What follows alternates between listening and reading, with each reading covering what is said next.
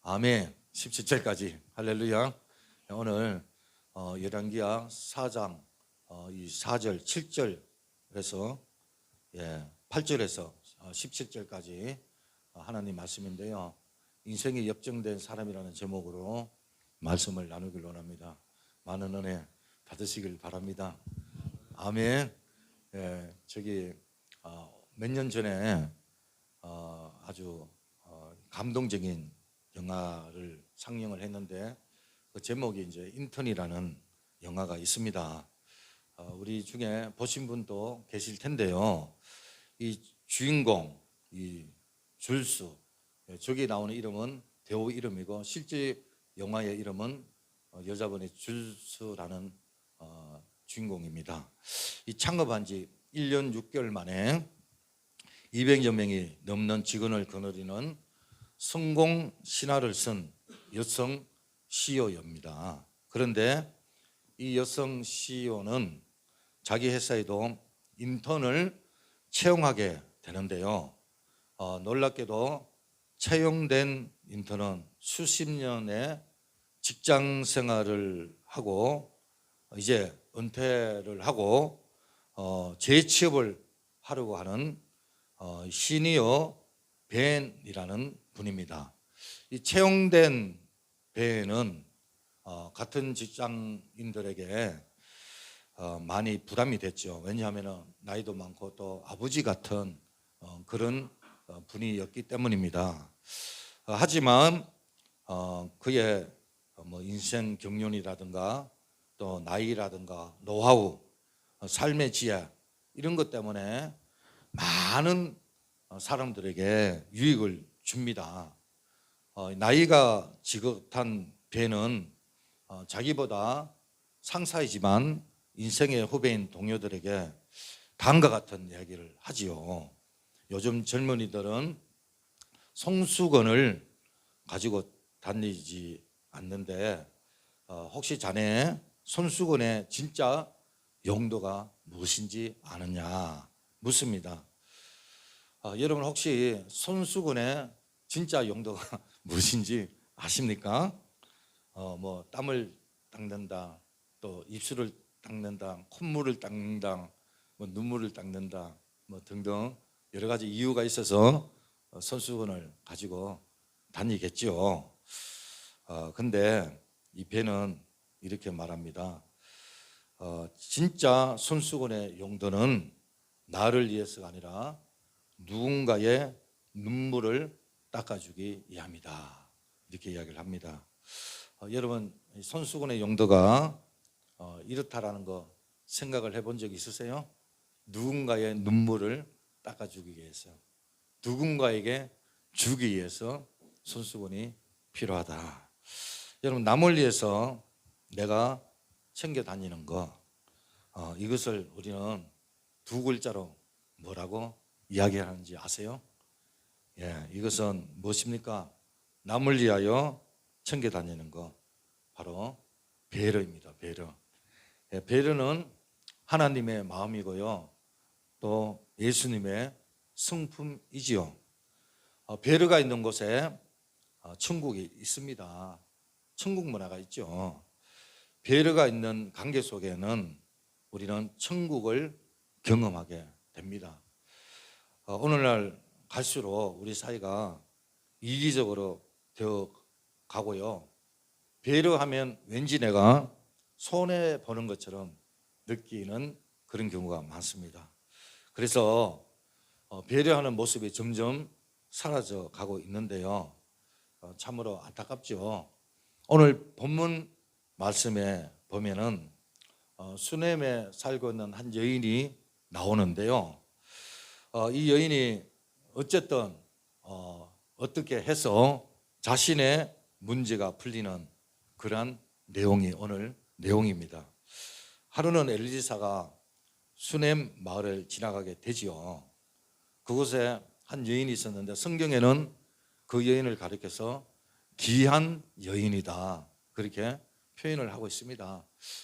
왜 이 여인이 귀한 여인이냐면은 먼저 물질도 많았고, 그리고 또 인격이 충만했습니다. 인격이 풍성했습니다.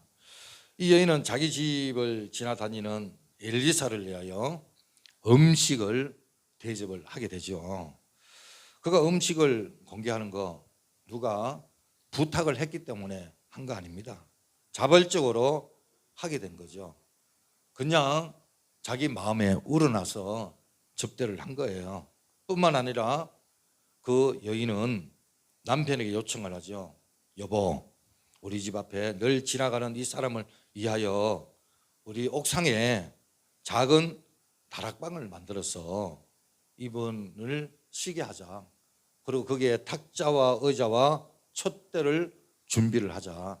그렇게 남편에게 요청을 합니다. 그래서 그 사람이 우리 집에 들릴 때마다 쉬어가면 좋겠다 그러거든요. 어느 날 엘리사가 다시 수넴에 갔다가 다락방에 올라가 쉬게 됩니다. 엘리사가 생각을 하죠. 너무나 자기에게 호의를 베풀었기 때문에 죄송한 마음도 있고 뭔가 이 여인을 위해서 해주고 싶은 마음이 든 거예요. 그래서 이 사안에게 이 엘리사 사안 몸종 사안에게 게하십니다. 우리를 위해 배려하고 있는 그 여인을 불러오라 그럽니다. 그 여인이 왔을 때 엘리사가 이야기를 하죠. 부인께서 우리를 돌보시고 너무나 고마운데 그래서 보답한 차원에서 저도 여인에게 뭔가를 해주고 싶습니다. 문제가 있습니까? 아니면은 소원이 있습니까? 부탁할 일이 있습니까? 무슨 일이든지 말씀을 하십시오. 그런단 말이에요. 혹 왕에게 요청할 일이 있어도 아니면 군대 장관에게 부탁할 일이 있어도 주저하지 말고 이야기를 하십시오라고 이야기를 하죠. 그때 이 여인이 이러지요. 아닙니다. 저는 문제가 없습니다. 가장 이웃하고 잘 어울려서 지내고 있습니다. 라고 답변을 합니다. 그러니까 쉽게 말하면 괜찮다라는 거죠. 괜찮습니다. 그 얘기입니다. 여인이 물러간 뒤에 엘리사가 게하시에게 이럽니다. 저희 여인이 아무것도 원하지 않는데 그래도 우리가 그냥 있을 수 없지 않냐. 뭔가 저 여인을 위해서 해줄 것이 있을 것 같은데 한번 알아봐라 그럽니다. 그때 게하시는 여인의 문제를 알려주지요. 그것이 바로 오늘 본문 14절입니다. 한번 볼까요? 시작. 엘리사가 이르되 그러면 그를 위하여 무엇을 하여야 할까 하니 게하시가 대답하되 참으로 이 여인은 아들이 없고 그 남편은 늙은 나이다 하니. 자, 게하시는 엘리사에게 이 여인에게 아들이 없다라는 것을 이야기를 합니다. 즉 자식이 없다라는 거죠. 그러면서 뭐라고 이야기하냐면은 남편이 늙었다 이거예요. 이게 무슨 말입니까? 자식 낳을 소망이 없다라는 거예요. 희망이 없다라는 거예요. 자식을 낳을 수가 없다라는 거죠. 자, 오늘날에도 이 불임은 고통스러운 일입니다. 그런데요, 그 당시에는 이 불임은 저주받은 인간이다 그렇게 생각을 했던 거예요. 어쩌면은 이 여인은 얼마나 마음이 위축되어 있고 중압감에 물론 겉으로는 표현을 하고 있지는 않지만 얼마나 그 마음에 고통 가운데 있었겠는가 생각을 해봅니다. 여러분 요즘에는 이 불임 그러면은 검사를 해가지고 어느 쪽이 잘못됐는가 그것을 확인할 수가 있잖아요. 근데 그 당시에는 무조건 불임이면 여자가 잘못된 거예요.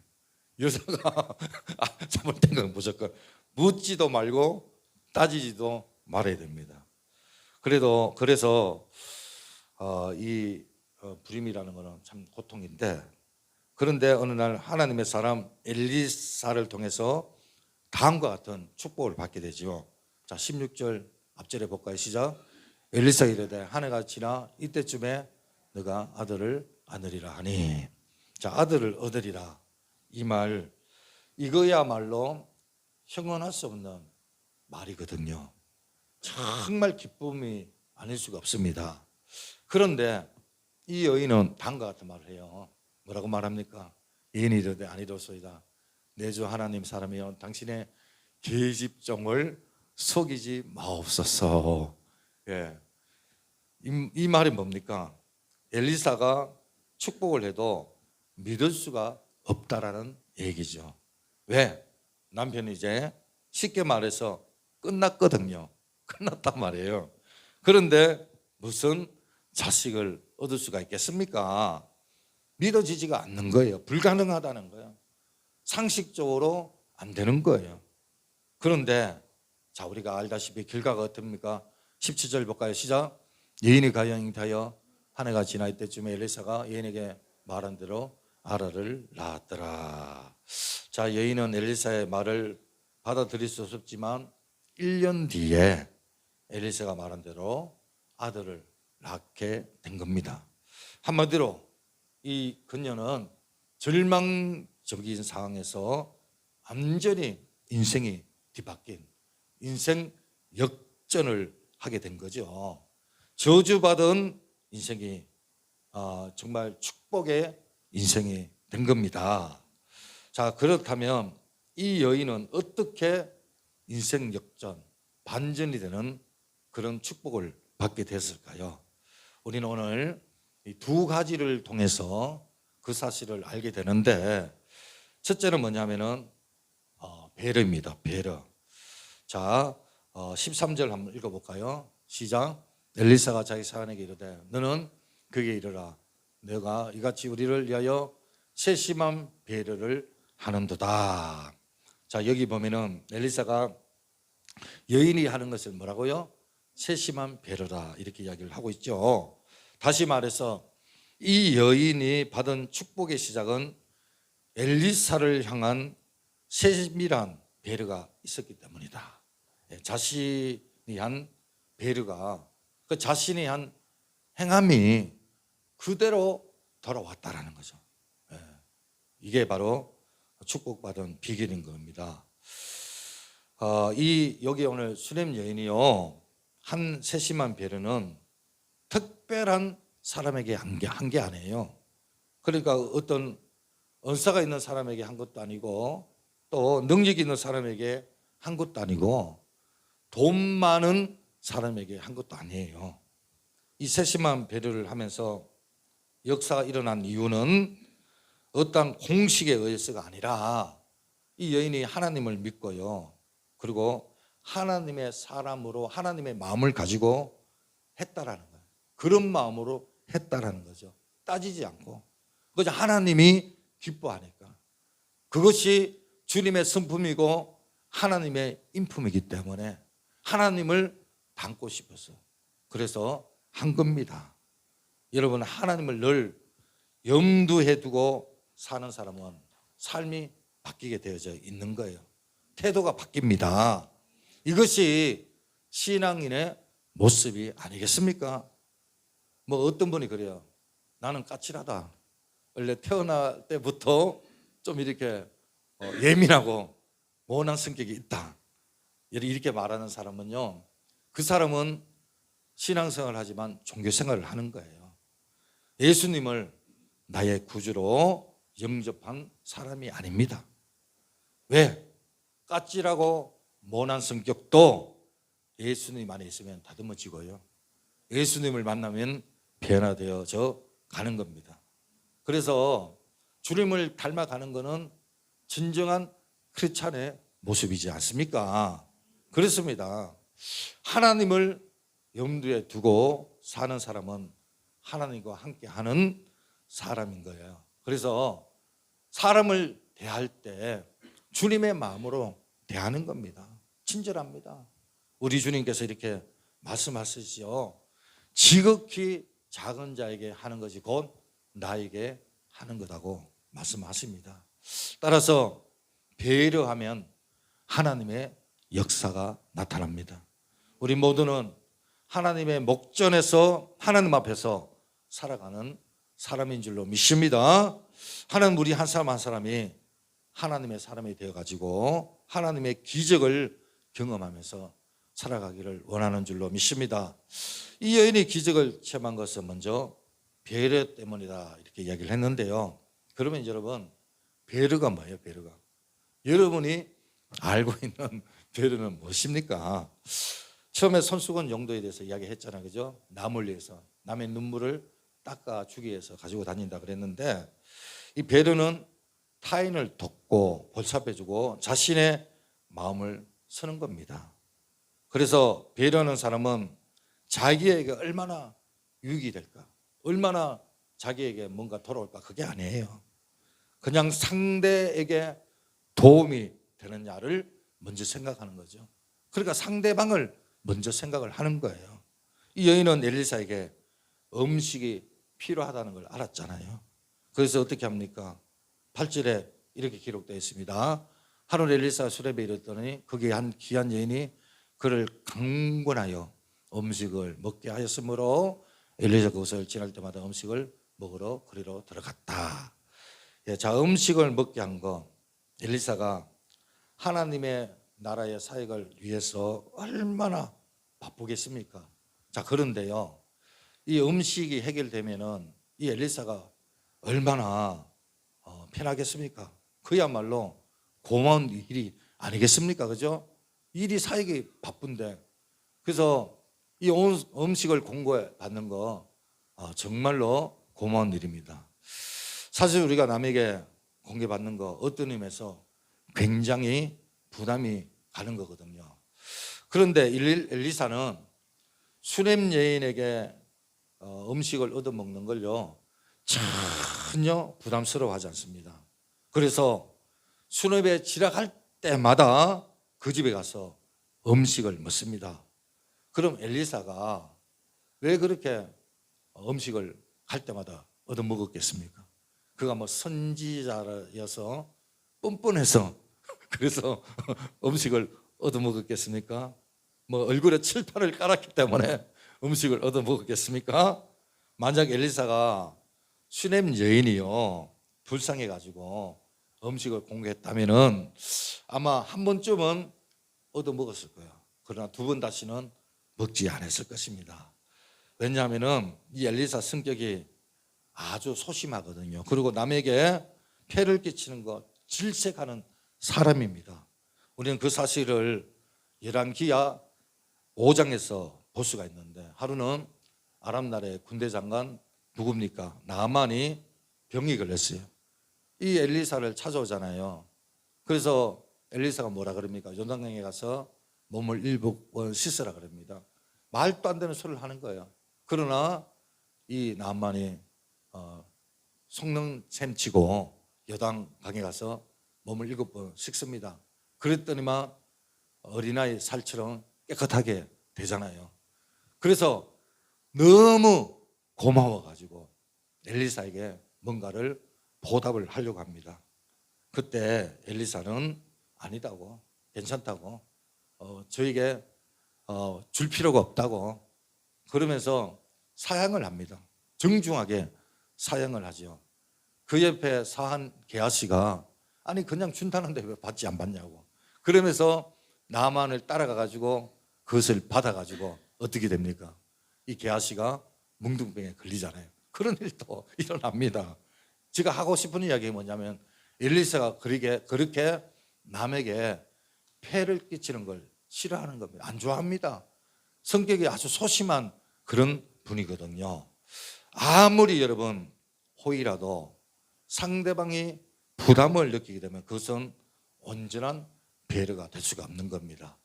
그런데 이 수냄 여인은 엘리사에게 음식을 공급할 때 전혀 엘리사가 부담을 느끼지 않도록 그렇게 했다라는 거죠. 그리고 이 엘리사가 들어가면서 그 집에 찾아가고 또 음식을 공개를 받는 겁니다. 이 여인이 엘리사에게 깨끗하게 배려를 한 이유가 있는데 그 이유가 바로 이 8절에 보니까 그런 이 귀한 여인이 그를 강권하여 이런 말이 있어요. 이 강권이라는 말은 무슨 말이냐면은 강하게 달라붙었다는 거예요. 애원을 했다는 거예요. 사정을 했다는 거예요. 제발 좀 와서 식사를 좀 해달라고 부탁을 했다라는 거죠. 그러니까 이 자발적으로 이 여인은 간절한 마음으로 섬겼다라는 겁니다. 슈넴 여인은 그렇게 되기까지는 엘리사가 어떤 취향인지 살펴봤다라는 거죠. 그래서 엘리사에게 필요한 것들을 채워준 거예요.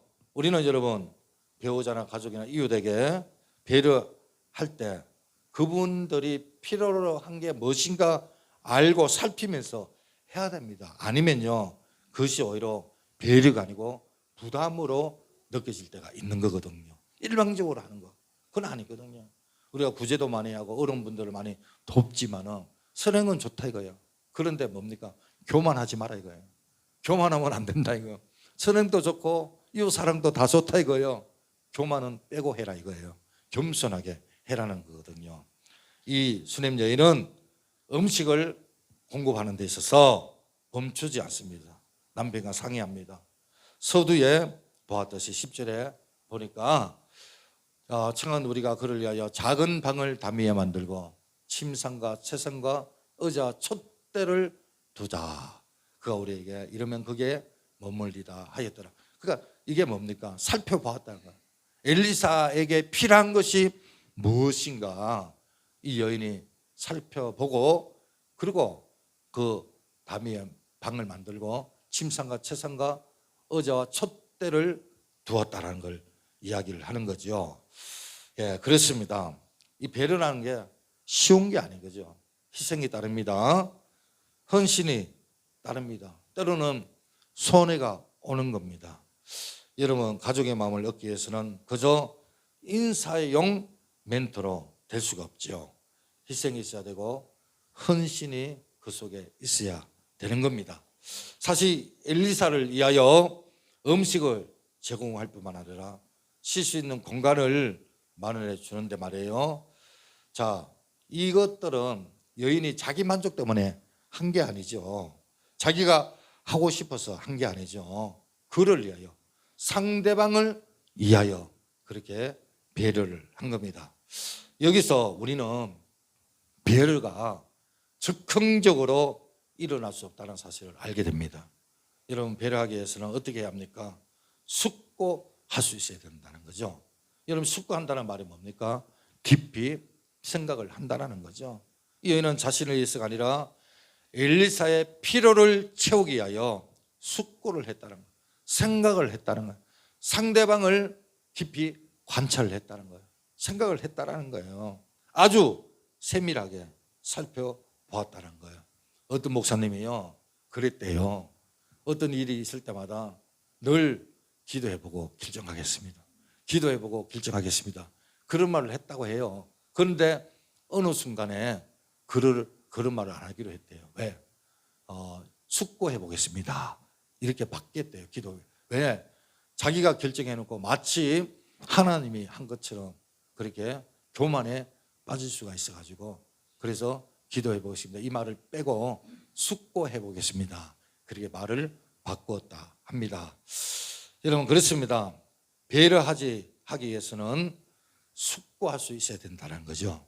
우리 주님께서도 제자들을 위해서 얼마나 많이 숙고했습니까? 주님이 십자가에 못 박히고 다 제자들이 자기 갈 길로 가고 주님이 부활하시고 디베다 바닷가에서 고기 잡는 그물을 던지고 있는 제자들을 찾아가지 않습니까? 그리고 어떻게 하십니까? 추운 제자들을 위해서 불을 피우고 그 위에 떡을 굽지 않습니까? 그죠? 허기진 제자들을 배려하기 위해서 제자들을 살피고 피로를 채워주는 우리 주님을 보게 됩니다. 할렐루야. 예, 또한 이런 역사가 일어날 수 있었던 것은 바로 첫째는 배려라 그랬는데 두 번째는 존중입니다. 존중. 자, 9절 한번 볼까요? 여인이 그의 남편에게 이르되 항상 우리를 지나가는 이 사람은 하나님의 거룩한 사람인 줄 내가 아노라. 여기 엘리사가 슈넴 여인을 계속 찾아온 이유가 있지요. 물론 남들과 다르게 환대를 했기 때문에 찾아온 건 맞아요. 그리고 뭐 마음이 편하기 때문에 찾아온 게 맞아요. 그런데 정말로 결정적인 이유가 있어요. 그것은 바로 이 여인이 엘리사를 존중했기 때문에 그런 겁니다. 자, 우리가 믿게 하는 대로 엘리야는 승천했습니다. 불의 사자고 많은 능력을 행했잖아요. 엘리야의 후계자가 누굽니까? 엘리사잖아요. 근데 이 엘리사는요, 사람들에게 인정을 못 받았어요. 인정을 못 받아요. 우리가 알다시피 정말 엘리야는 뭐 승천했고 죽음을 보지 않았습니다. 그렇죠? 그리고 뭐 비도 오지 않는 가운데서 기도해서 비도 오게 하고, 그래서 사람들이 엘리야는 이 영도자, 영적 지도자로 인정을 했습니다. 그런데요, 엘리사는 인정을 안 했어요. 못 믿겠다, 안 되겠다. 왜냐하면 우리가 2장 23절 열한기 한번 볼까요? 엘리사가 거기서 베델로 올라가더니 그 길에서 올라갈 때 작은 아이들이 성읍에서 나와 그를 조롱하여 이르되 대머리야 올라가라, 대머리야 올라가라. 예, 영적인 지도자로 인정했다면 어떻게 대머리라고 놀랬겠습니까? 그렇지 않습니까? 여기 아이들은요, 젊은이들을 말하는 거거든요. 다음 세대를 말하는 거거든요. 그러니까 이스라엘의 소장파를 이야기하고 있습니다. 인정을 안 했다는 거예요. 요즘은 뭐 대머리들이 많은데 그 당시에는 대머리 그러면 그냥 머리숱이 없어서 대머리가 아니고 문둥병 되기 전에 단계를 대머리로 보았다는 거예요. 그러니까 잘못 알고 있었던 거죠. 그래서 어쨌든 자기를 이끌 영적인 지도자가 앞으로 문둥병이 걸리는 거에 대해서 인정을 못하겠다는 거예요. 받아들일 수가 없다라는 거예요. 그래서 엘리사를 인정을 안 한 거예요. 자, 이런 상황 속에서 사람들이 인정하지 않는 그 상황에서 여러분, 하나님 일을 한다는 거, 하나님의 사역을 한다는 게 얼마나 힘들고 어렵겠습니까? 그 마음 여러분 아시잖아요. 얼마나 상하겠습니까? 이런 엘리사를 지금 수넴 여인은 남편에게 뭐라고 말합니까? 예, 9절에 여인이 그 남편이 이르되 항상 우리를 지나가는 이 사람은 하나님의 거룩한 사람인 줄 아노다. 거룩한 사람인 줄 안다. 예, 이 여인이 인정을 한 거예요. 어린아이 젊은이들은 대머리야 대머리야 놀랐는데, 그런데 이 여인은 거룩한 하나님의 사람이다, 그렇게 인정을 한 거예요. 여러분, 그러니까 수넴 여인은 엘리사를 알아본 거죠. 그래서 남편과 언언하죠. 남편에게 그렇게 얘기하죠. 이 사람은 하나님의 거룩한 사람이니까 애모로 판단하지 말고 귀하게 여기자. 그리고 이분이 필요한 거 우리가 채워주자. 그렇게 배를 합니다. 그래서 이 여인이요, 정말 축복을 받을 수밖에 없잖아요. 여러분 같으면 축복 안 하겠어요? 예, 배려가 있었고 존중이 있었다는 거예요. 여러분, 존중이 뭡니까? 존중은 상대의 가치를 높이는 거예요. 인정을 하는 거예요. 가볍게 대하지 않는 거예요. 하나님을 존중히 여기는 것은 굉장히 소중하잖아요. 우리가 하나님을 존중히 여기는 것만큼 사람들을 존중히 여겨야 되는 거예요. 여러분, 반면에 경멸이 뭡니까? 경멸은 상대를 인정하지 않는 거예요. 따라 뭉개는 거예요. 가볍게 여기는 거예요.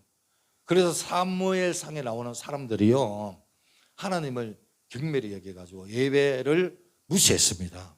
아주 무시하죠. 그때 하나님께서 엘리세 사장을 통해서 이런 말을 합니다. 사무엘상 2장 30절 한번 볼까요? 나를 존중히 여긴 자를 내가 존중히 여기고 나를 멸시하는 자를 내가 경멸하리라, 이렇게 말합니다. 그렇습니다. 하나님은 사람을 존중히 여긴 자를 존중히 여기고 또 멸시하는 자를 우리 하나님은 멸시한다고 말하고 있습니다. 그렇기 때문에 존중을 심으면 우리가 존중을 거둡니다. 반면에 멸시를 심으면 멸시를 거두게 되는 거예요. 그래서 사람은 심은 대로 그대로 거두게 되는 거예요. 여인이 존중과 배를 했는데요, 그 결과가 어떻게 됐습니까? 자, 4장 13절 시작. 엘리사 자기 사연에게 이르되 너는 그에게 이르라 내가 이같이 우리를 위하여 세전배를 하는도다. 내가 너를 위하여 무엇을 왕에게나 사령관에게 무슨 구할 것이 있느냐 하니 여인이 이르되 나는 내 백성 중에 가은이다 하니다. 엘리사는 그녀에게 백지수프라도 주고 싶은 마음이었잖아요. 그런데 엘리사가 여인에게 무엇을 줄까 물었을 때 아무것도 없습니다. 저는 백성 가운데 편안하게 살고 있습니다. 그런다 말이에요. 그러니까 이 여인의 섬김은 아무런 대가 없는, 조건 없는, 그러니까 이 여인의 배려는요 계산하지 않는 그런 섬김이었다는 거죠. 우리가 진정한 배려, 진정한 섬김은요, 이 보답을 기대하고 하는 게 아니에요. 그러니까 뭔가를 내가 바라고 하는 거는 진정한 배려와 섬김이 아니라는 거죠. 진정한 섬김은 그냥 마음에서 우러나서 하는 거예요. 그냥 기뻐서 하는 거예요. 기뻐서 하나님이 그 마음을 주셨기 때문에 하는 거예요. 따지지 않습니다. 내가 상대방에게 하면은 그 상대방이 나에게 어떻게 하겠지, 그게 아니에요. 그는 진정한 배려가 될 수가 없습니다. 사실 우리는 누군가를 배려하고 섬길 때 뭔가 오지 않을까 그런 기대 심리로 하거든요. 사실 그래요. 정치권에 보니까 심하더라고요. 비비면 뭔가 자리를 얻을 수 있을까. 어쨌든 그런데 이 여인에게는 그런 것이 없습니다. 전혀 없습니다. 하지만 하나님은 엘리사를 통해서 이 여인에게 전혀 기대하지 못했던 은혜와 복을 주잖아요. 여인이 아픈 깊은 문제를 우리 하나님이 엘리사를 통해서 해결해 주십니다. 아들을 주시잖아요. 하나님이 주셨습니다. 엘리사를 통해서, 엘리사 입을 통해서 주셨습니다. 그런데 이 엘리사의 보답을 거기서 끝나지 않아요. 엘리사가 나중에 여인의 아들이 또 죽잖아요. 그죠? 밭에 있는데 열이 나가지고 집에 갔는데 결국은 죽어요. 이 여인이 또 엘리사를 찾아갑니다.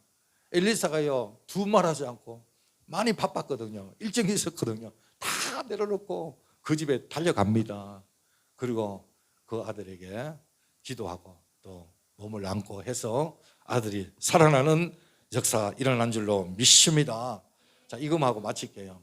1994년에서 7년까지 4년간 미국 대사를 지낸 제임스 네인이라는 분이 계십니다.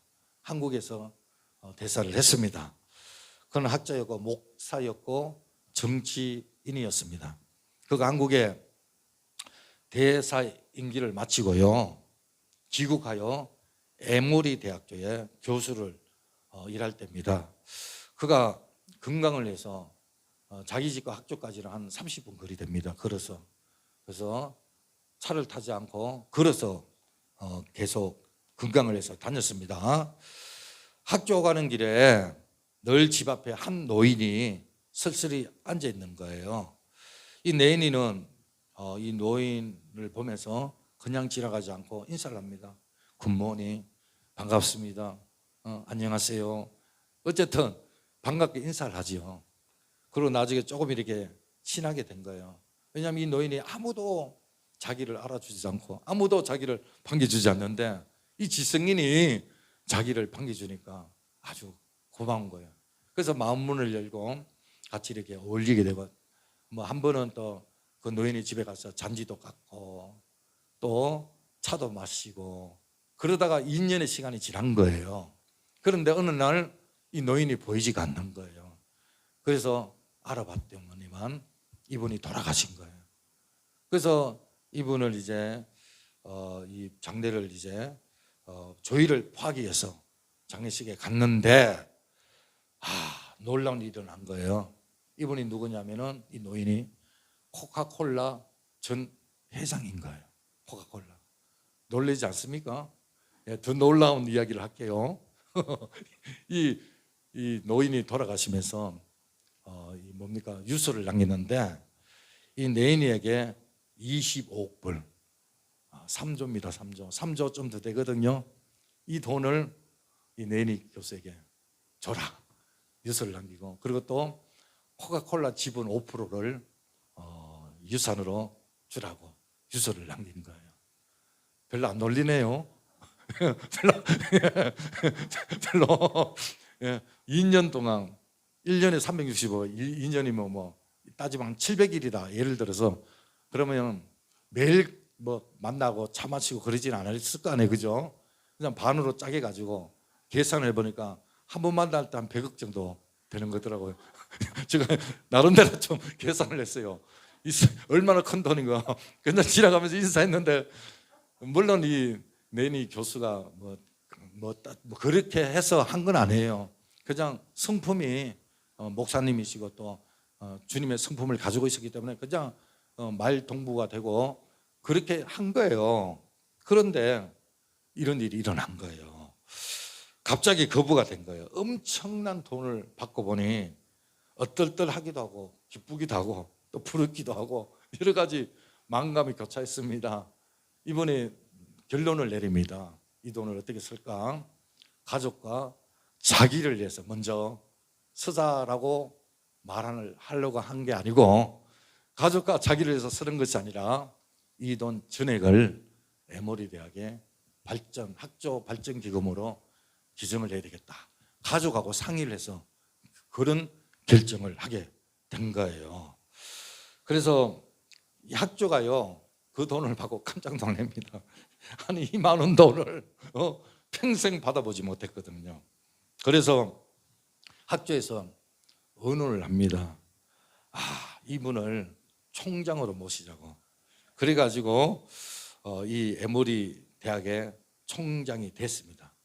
이분이 지금 98세가 살아계시는데, 여러분 그렇습니다. 이처럼 사람을 존중하고 사람을 배려하는 사람은 하나님께서 그냥 가만히 놔두지 않습니다.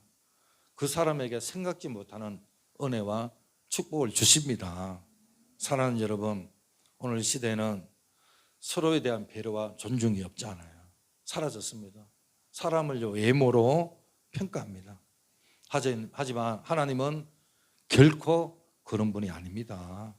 우리는 오히려 지극히 작은 자를 귀하게 여겨야 되고요, 또 가까이 있는 사람을요 귀하게 여겨야 됩니다.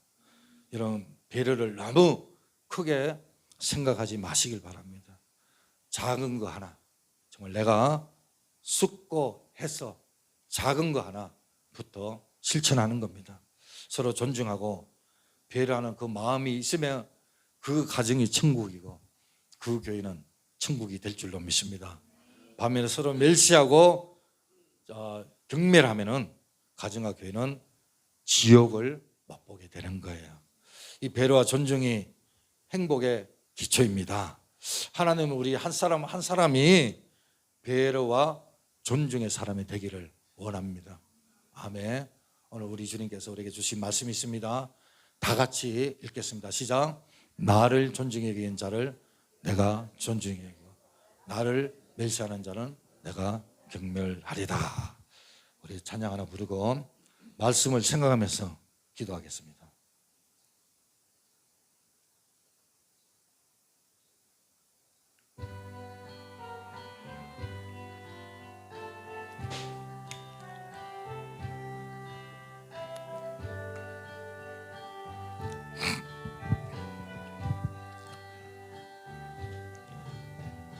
낮의 해처럼 밤의 달처럼 그렇게 살 순 없을까?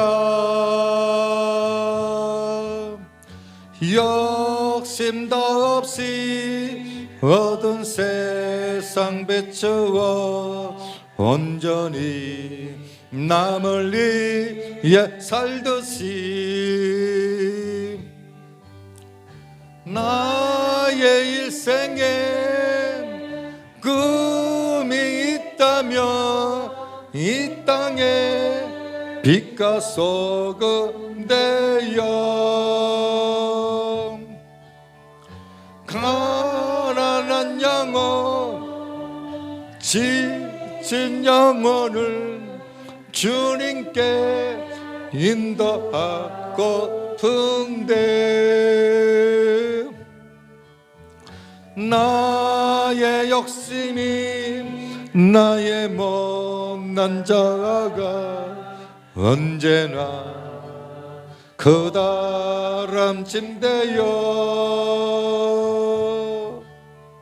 나를 짓눌려 마음을 공공케 하니 예수여 나를 도와주소서. 예수님처럼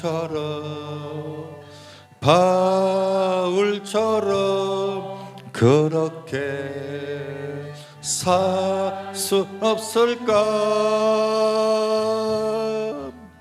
남을 위하여 당신들의 온몸을 온전히 버리셨던 것처럼 주의 사랑은 베푸는 사랑 값없이 거저주는 사랑. 그러나 나는 주는 것보다 받는 것 더욱 좋아